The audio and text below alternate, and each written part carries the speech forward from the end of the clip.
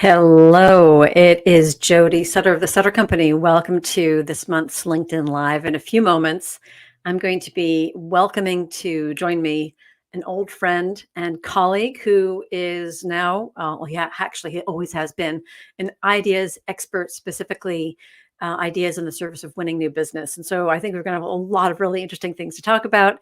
If you are joining us live today, I want to encourage you to add comments and questions to the comments section. And I promise I'll be monitoring the comments as I talk to our guest, as well as my teammate Megan's going to be monitoring comments. So I definitely want a nice interactive discussion. Before we get to this conversation, which, as I said, I think is going to be really interesting as we go deep into ideas and how to use them for new business, creating ideas. I want to do a quick plug, though, for a masterclass that I've got coming up. If you're not already aware of this, if you follow me on LinkedIn, you're probably aware of this because I've been posting about it a lot. And also if you're on my mailing list, you've probably been getting this a bit too. But next week, so today we're broadcasting live. Today is the 16th of April. Next Wednesday, the 24th, sorry, the 24th of April is the first day of a 3-day masterclass that I'm going to be offering on prospecting. I'm calling it Prospecting with Purpose.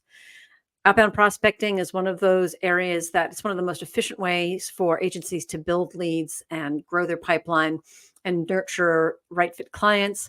But a lot of agencies don't love it, and a lot of agencies feel a little lost around it. So I want to offer you frameworks and tools and an approach for a sustainable outbound prospecting program for your agency. I'm limiting it to 25 agencies. So we are at around the, 19-ish spot. So there are a few more spots left, and I would love to have you join us. You can go to thesuttercompany.com/NBB-prospecting-with-purpose. And please join us there. You can also, we'll include the link in the comments below as well, so it's easy for you to get to it. All right, on to what we want to talk about today. So as I said, today the topic is ideas, generating ideas, the process of it, the value of really creative ideas, and specifically how we can use them to serve us better in winning new business. So my guest today is Will Burns, and Will is the founder and CEO of the virtual idea generating company called Ideasicle. He's been running that for about a decade. He's been doing that about as long as I've been running the Sutter Company. But before that, like me, he was on the agency side of things, and he's worked with some of the best known, most creative agencies in the business, like Wieden Kennedy, Goodby Silverstein and Partners, those guys, and Arnold, which is where I met him when I was running business development for Arnold's media sister agency, then known as NPG, now known as Havas Media. And he was running, among other things, business development for Arnold. So it was always a pleasure to work with him. And I'm really happy to be welcoming him back today. Hi there, Will. How are you? Hey, Jody. Thanks for having me on. So we have, we got together yesterday to do a little tech rehearsal, and what happened is exactly what happens with most of my guests. We're like, blah, blah, blah, blah, blah. I'm like, man, we're going to have so much to talk about tomorrow. And I've got a bunch of notes from that conversation. Usually what happens, I find, is we start out with the notes, and then like within 10 minutes, we're off on all sorts of a tangent. But, one of the things I think that we both wanted to talk about was the idea of creativity around how agencies can use their ideas to position themselves well. So let's just start with that, because I think that it does start with positioning. And you had some really interesting thoughts around agency positioning, and maybe even drawn from your experience working on the agency side, but now as an idea generator. Tell me what you see around agencies that don't position themselves well, and maybe some that do, what the difference is. Yeah, it's sort of ironic because agencies, the number one piece of advice they give their clients is you can't be all things to all people. But when it comes to their own agency, they have a really hard time not trying to be all things to all people. And so that's the first thing. If I'm working with an agency, I'll try to point out that, stop saying things like everything under one roof. We can do it all. We'll full service agency. That's all fine, but it's not a point of view. Like, I'm not going to hire you for that, because you're admitting that you're a commodity. So Yeah. what is it about your culture or about your belief system or about how you think about advertising that is different? Because if you can articulate that in a powerful way, then it can become the prism through which you communicate your RFPs, Yeah. the presentations, how you talk about the same old stuff that every other agency has to talk about in a pitch. Now you're talking Yeah. about through that prism of that big idea, that Yes. point of view. And as a result, the same old stuff sounds really fresh to a client because you're talking about it differently. Yeah, I talk about that with my clients as well, and sometimes it's I find that it's kind of a simple, a deceptively simple shift away from talking about yourself to talking about the client, but it's not even talking about the client because, I've actually seen agencies go overboard that way too, where they're like, okay, we learned our lesson. We're not going to talk about ourselves at all in this pitch. We're going to learn everything about the client. And we're going to go in and we're going to become 100% client centric. And the clients walk away saying, we learned nothing about this agency. And they told us a lot of stuff that we already know. So I often say it's like it's this magical hybrid of describing your capabilities within the prism or within the context of the client situation, the client needs. Yeah, yeah. Yeah, To that point, and just to build on that, you want the client to think you know something that other agencies don't. hmm, And if yeah, you in the pitch process, it's so early in the relationship, you could do all kinds of robust research, and you still, yeah, to your point, won't know as much as the client does. So you won't even impress them yes, if you yeah, knock it out of the park in that regard. But if you can project a knowing of something about yeah, the industry that becomes your obsession as an mm, agency, now you're interesting. yeah, Now a client is like, "Whoa, these guys seem to be on to something here. I want to learn more about that." And then you got them listening. yeah. So I want to ask you a question. Sometimes what I'll recommend, so and I'm interested in knowing if you validate this or if you think that maybe I'm not on the mark. So I hope you'll be honest with me. But what I'll often tell my clients is I think that marketers, that their clients, that their prospects are willing to give an agency the benefit of the doubt if they so like let's say I'm going to take a really broad made up example. Let's say you're known for consumer packaged goods, but you want to go into automotive.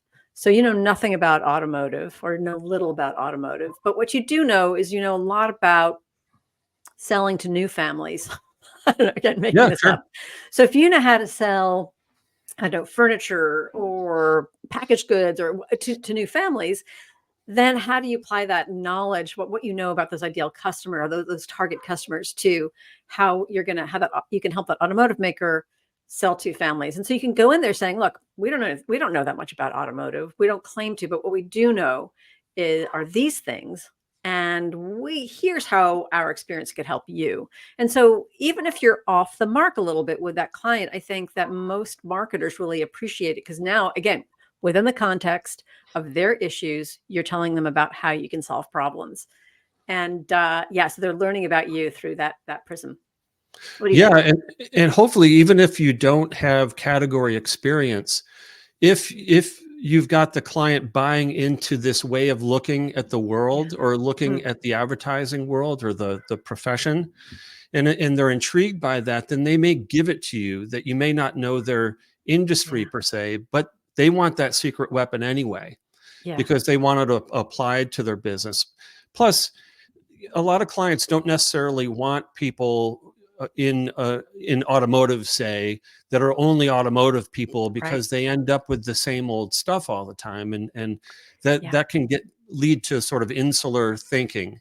I mean, it does help. I have to admit, you do want to have some category expertise when you're pitching, especially. And that's Yeah. easy to get. I mean, you can freelance that with my company. I've got all kinds of different expertise behind. That's easy to get and sort of frankly easy to fake sometimes because you can do research to really sound smart enough so that the client is listening to your recommendations. Yeah. I remember once working at when I was running business development for Via Agency up in Portland, Maine. And we had an opportunity through one of the top search consultants. It was actually, we didn't have an opportunity. I knew about a pitch that he was running, and it was for a luxury automotive brand. And we had just finished pitching Mini, and we had come in like a close second, and we almost got the business. So we had a lot of new knowledge, and we had some momentum behind us. And I tried really hard to get us in the pitch. And it's interesting because I sort of pushed the idea, hey, fresh ideas, fresh perspective. And he said, I really appreciate that. However, for this business, we need someone 3 times the size of your agency. And here's why. And it actually had to do with some real operational issues that just as a small Portland-based agency, we couldn't actually match for them. So that was actually kind of interesting. And I appreciated his honesty, because I realized, okay, you're right. This is not a game that we can win. But actually, this kind of segues to a story that you were telling me that I'd love you to share again, for the sake of our vast audience and those watching the recording. Tell me a little bit about that pitch that you, where you got yourself, when you were at Arnold, got yourself invited, and what you did. And I'll let you sort of tell the story and the client and stuff. Yeah, so I was reading Adweek one day, and I noticed in a big headline that the Radio Shack business was $250 million piece of business at the time, was in review, and that they I wonder how many people watching this were like really? Radio Shack. I know, right? Yes, Radio Shack was a very important retailer at one point in time. Yeah, no kidding. Some people probably don't even know what the heck we're talking about. Who's Radio Shack? But anyway, I had read that they were in review, and there were 20 agencies in the RFP process. I saw the name of the pitch consultant in there, and I was kind of miffed because Arnold was well known at that time for dusting off, dusty old brands. Yeah, like Radio Shack was starting to, they were like sort of on their little bit. Yeah, they were not. You've got questions, we've got answers. That was their campaign at the time. And so I was like, we're perfect for this business. I'm going to send them a letter and see what happens. And I did a little research. I didn't do a lot of research, but just enough to be sort of dangerous. And I saw, I forgot to tell you this yesterday, but I saw a TV spot on YouTube for a Rugrats wall clock. And at the end, it says, you've got questions, we've got answers. I'm like, oh my God, why nobody has questions about a Rugrats wall clock? Okay. So in the letter, it was a little stinging. I was like, the problem with Radio Shack is that you're not relevant today. You're trying to be a big box retailer in a small box. What if you flip that around? What if you decided that, wait, we're small for a reason? What if we're in neighborhoods for a reason? What if all the things that you currently perceive as negatives about Radio Shack, we could turn into positives? And so that was, and then of course I made a little pitch about Arnold and how we're good at dusting off old brands and stuff like that. I sent it to them, and as fate would have it, as the cosmos in its majesty would proclaim, the very first, apparently they got like 100 letters like mine, from ambitious new business people. On the very top was mine, and they read it just on a whim, and it hit them right between the eyes, and they're like, oh boy. So we made it into the pitch because of that point of view, and we ended up winning the business. And largely because of the tone we set. It was really fascinating study, because Arnold was not known as a risk-taking agency. It was sort of a middle of the road, very good, very buttoned up. You're really making headlines for the VW work. But but we weren't like Crispin or anything like that. Yeah. We weren't like wacky, crazy. Not that I have a lot of respect for Crispin, don't get me wrong. Sure. But this letter, because it was kind of coming out of nowhere, and took a point of view and tried to hit him right between the eyes, and did set the tone for the rest of the pitch. And it turns out that the committee that was reviewing the agencies at the end, they all had a scorecard, relationshiping, the work, the strategy, the people, the blah, blah, blah. And we lost. But in the end, the CMO went away for a couple of days to think about it, and gave us the victory because, and this is a quote, close, Arnold is the one I want to get into the trenches with. So that Yeah. whole letter, not only, and the campaign we ended up presenting came right out of the spirit of that letter, it turned out, but that letter kind of ended up being the roadmap to victory. So it was crazy. It was crazy. It was cool. Can I unpack that? Because there are a few things. Hopefully I remember them. But, I always love to, like, think back on my experience, your experience, and and also just working with the agencies I work with now, which tend to be smaller, sort of under 50 people and under. And I always think, okay, well, what is there? What kind of lessons are there for a small agency? And there are a few that I think are super important. Number one, there's a difference. So you didn't go in and create spec work and say, let's do a bunch of, let's stay up all night or work all weekend and come up with some beautiful designs to get their attention. But you did come in with some original thought. But I mean, how long did it take you to, going back to what were talking about before, it was thought from a perspective that Arnold was already taking about how you revive dusty brands. Tell me a little bit about, like, coming up with some of those ideas.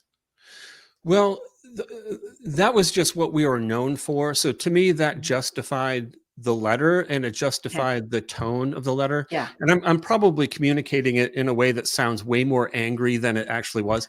It was a very, polite, nice letter. Yeah. I have it on my website somewhere. I love the fact it had a strong point of view, and I love the fact that there may have been a little scolding. No, That was brave. Totally. And this is a tactic. This is a nice little tip for small agencies, that if you see what I would call a marketing crime out there, send them a letter. Yeah. Get your team together for 1 hour, brainstorm ideas, because you know way more than you think you do about everything in the advertising business. It amazes me how agencies, when they're in pitches, they feel like they need to go out and do research to figure out what they already know. Yeah. Trust your guts and write a point of view and send it to the CMO or the CEO or whomever. I've done that in the past and posted blog posts that basically say, here's what the crime was. Here's the brief that I would put a team on if you were to hire us. And, call to action. If anybody knows anybody at this place, please send this to them. And I actually did get, the odds of success are very low, but what the hell? What have you got to lose? Nothing. Yeah. Then that's how I felt about the Radio Shack letters. Like, we're already not in the pitch. What are we going to be less in the pitch if I send this? So then the way you want it, well, there are probably lots of things that you did to close the deal. But, one of the things I wanted, so when you were talking about how you won it and how you scored low, but the CMO was like, I want to be in the trenches with those guys. The first thing I thought, I got a little bit nervous because I thought, what's going to happen is people listening to this are going to be like, yeah, chemistry, that's what wins the day. And I've developed a real problem with this notion of ultimately it's about the chemistry, because I think that chemistry, you want to have a good working relationship. But you know what? I also think that you can be the biggest jerkwad and come in with a brilliant idea. I mean, lots of really obnoxious creative people have won business because they're freaking brilliant, right? Yeah. Not because there's good chemistry. So I caution agencies about, well, we just have to get in the room and we'll show them how friendly we are. But what you also did do, what I also think agencies do that can drive me nuts, is well, I'm guessing, but I'm assuming you also didn't go in and say, hey, look, we are courageous and we're going to work hard and we're reliable and all those things that you want in someone who you are in the trenches with. But rather than say that, I bet you demonstrated it from the very first with writing that letter. And so you demonstrated and you allowed the CMO to draw their own conclusion. I want to be in the trenches with them, rather than saying, we'll be in the, like, we're going to be a great trench bait. So like, there's a difference. So show, don't tell, allow your clients to create that, build an impression, allow them to reach their own conclusions. Yeah. And I think chemistry is only part of it, and probably not the most important part of it. To me, what we showed was potential. We showed that we could be scrappy, that if we saw something, we would go after it. and they were in a bare knuckles war Yeah. in retail and kind of struggling for their lives. They needed a fighter. You know what I mean? They Mhm. needed somebody who was going to have a strong point of view, is going to be able to help them through the ups and downs of retail. So Right. while the chemistry with our team and theirs was very good, I'm sure it was really good with Chiat Days and Carmichael Lynch and whoever Yeah. else was in the pitch. I can't remember. But to the point about chemistry, just one quick aside. I Yes. find that, and this is a nice tip for smaller agencies too, that chemistry with a client starts with the chemistry between your team. If Yes, if I if agree. you're all getting along and you're all kind of finishing each other's sentences, even cutting each other off or busting each other's chops in the middle of the Yeah. meeting, then you become a club that the client wants to be a part of. Yeah. And that it can be very powerful too. But to me, the Radio Shack thing was much more about, it wasn't so much about chemistry, which to me is sort of superficial. It was Yes. about the potential that we just oozed on Yeah. behalf of their business. It's funny, like a sad story. We lost, this is when at MPG, we actually lost uh, a pitch for Cadbury because we showed such bad chemistry among ourselves Hmm. in the meeting. So, we submitted the initial RFI response, and we went in as the favorite.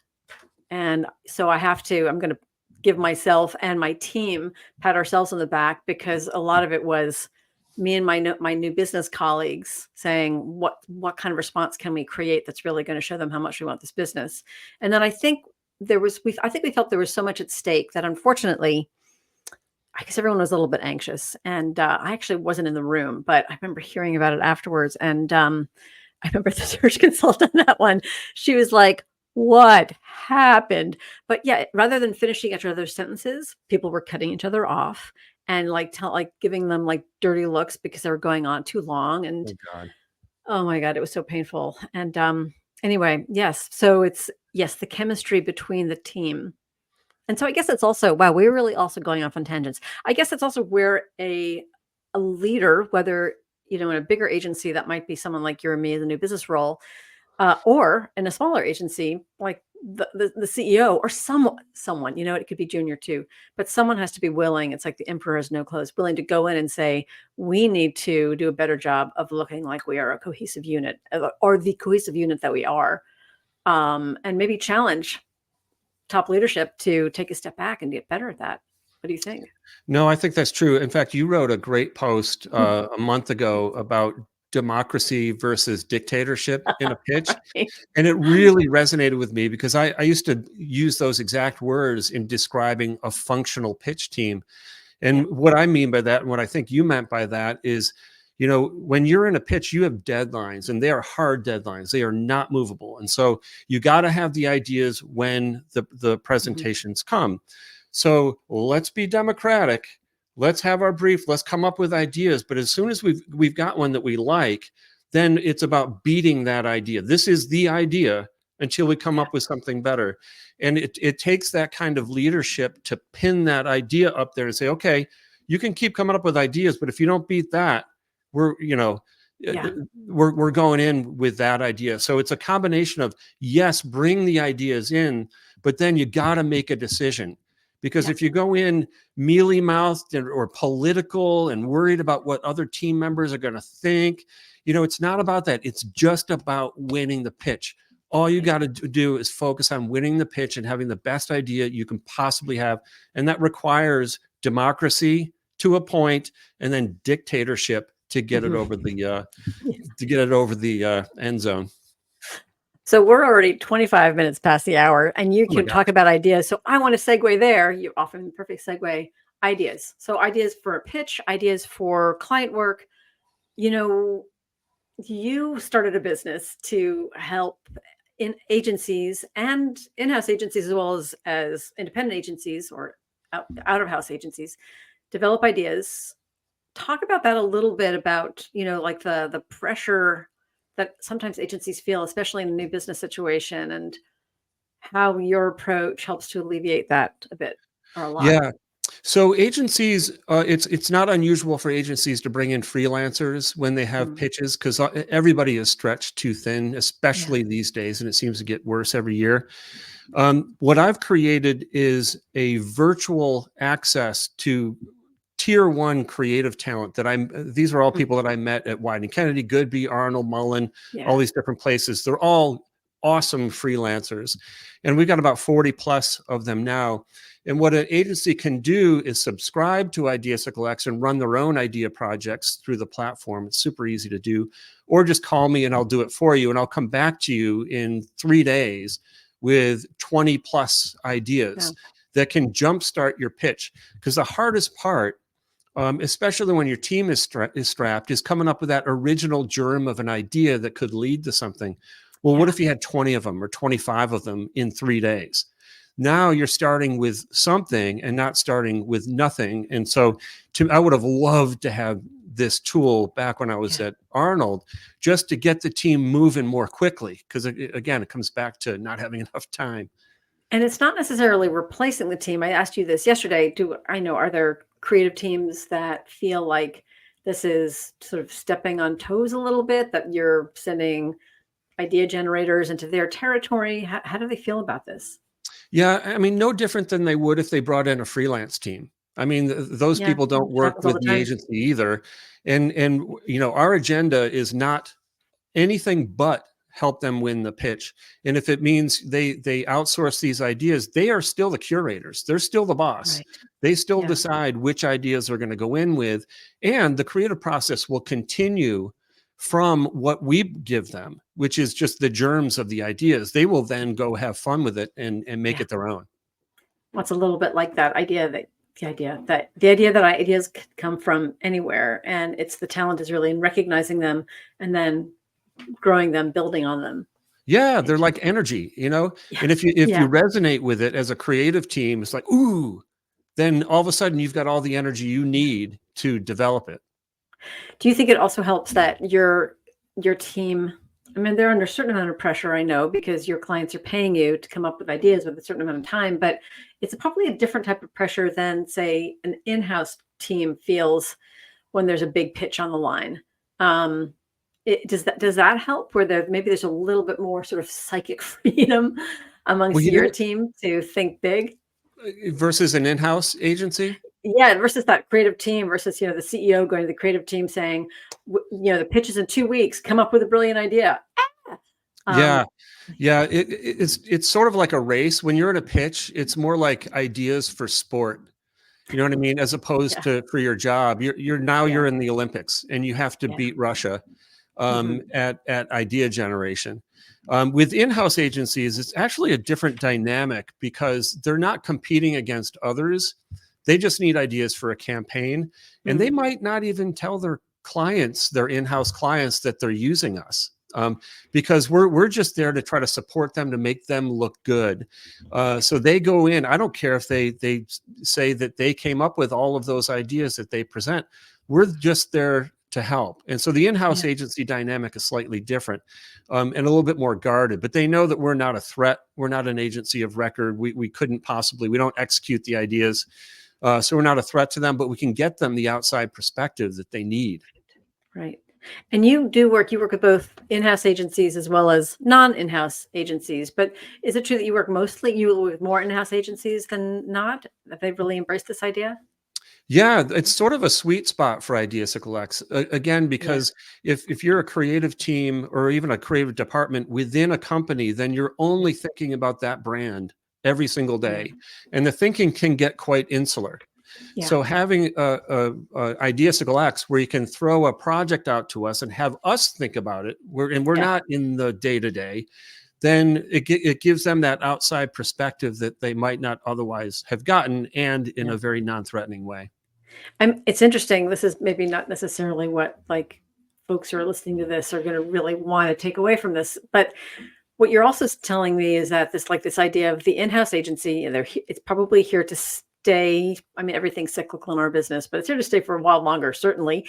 And they're learning the leaders, the people who are running these in-house agencies are learning how to both, get the job done, sort of have smooth, efficient operations, which is one of the big benefits of an in-house agency, but also they've discovered resources like yours to tap into those big ideas from people at X Wyden people and X Arnold people. And that's interesting. I think that's certainly an important thing for smaller independent agencies to be aware of.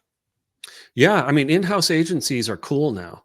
Yeah. It used to be, 20 years ago, a creative director at Arnold would say, I will never get caught dead in an in-house agency. It's like where creatives go to die, Hmm. that kind of thing. But now some of the Yeah. best creatives are chief creative officers at CVS, at Staples, at, these big retailers, big brands. Yeah. It's kind of a cool place to go now. And Yeah. that is the trend. I think it's like 70 or 80% of corporations in America today have Yeah. in-house agencies.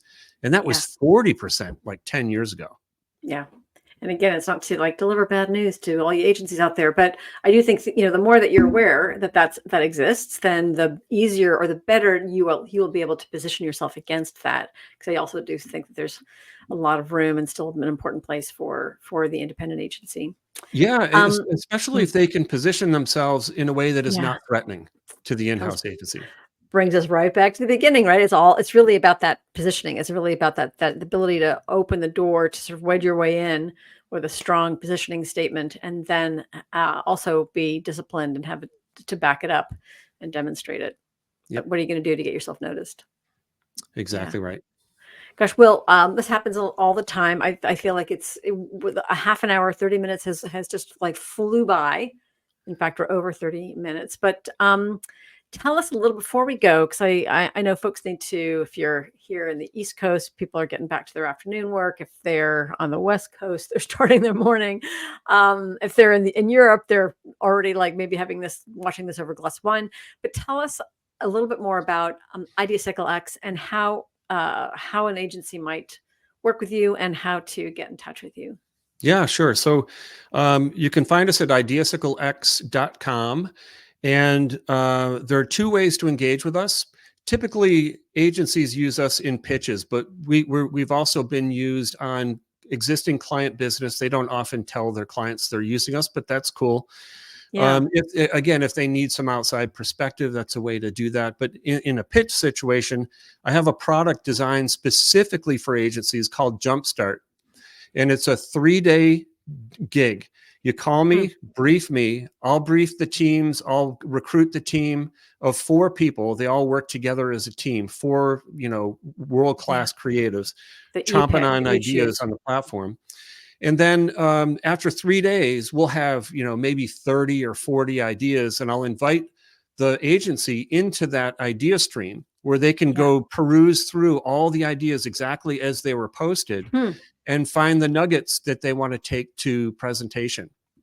So Interesting. yeah, so that's for age. But what you can also do if you want to is just call me and I'll do it for you and come back to you Yeah. with a nice tight presentation. But it's a lot more expensive. Gotcha. Okay. Yeah, but they get this raw, sort of the raw output, which is a beautiful thing. That's really great.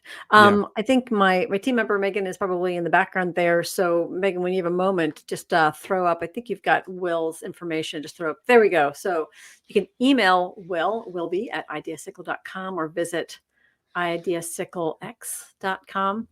Well, Will, I have I've always admired you ever since I've got to know you Oh, right back at at you. Arnold, and I think it's been really fun to watch Ideasicle grow and evolve and its success, and I think you have so much to offer folks. So I hope that everyone will take advantage of the opportunity to talk to Will and see what they can do for you.